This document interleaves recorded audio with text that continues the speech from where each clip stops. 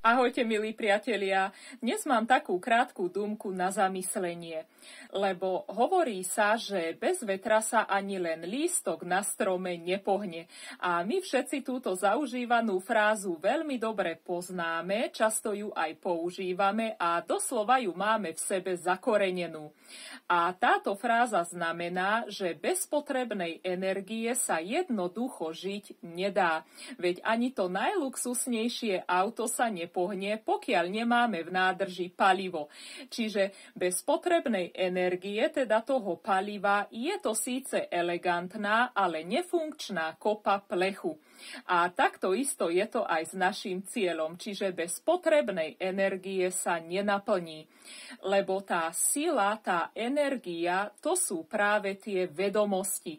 A nepochopenie či podceňovanie významu vzdelávania a poznávania má za následok neúspech, čiže nenaplnený cieľ, akýkoľvek. A my všetci máme v sebe individuálne schopnosti a talent a človek, ktorý je schopný poznávať, tak je jednoducho osobnosť, čiže individualita. A nikto sa tým profesionálom nerodí, my všetci sa tým profesionálom stávame po určitom čase. A tento proces nejde ani nejako urýchliť, ani obísť, ani podliesť, ani preskočiť, ani nejako vynechať. A najväčšou chybou je si myslieť, že už všetko viem a preto sa nepotrebujem vzdelávať.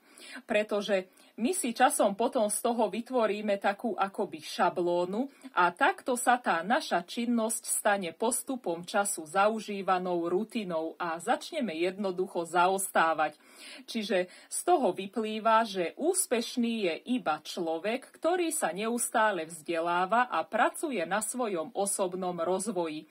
A práve tie vedomosti sú tá naša energia a duševná sila pri uskutočňovaní našich cieľov. Takže prajem nám úspešné naplňanie našich cieľov, nech sú akékoľvek. Majte sa.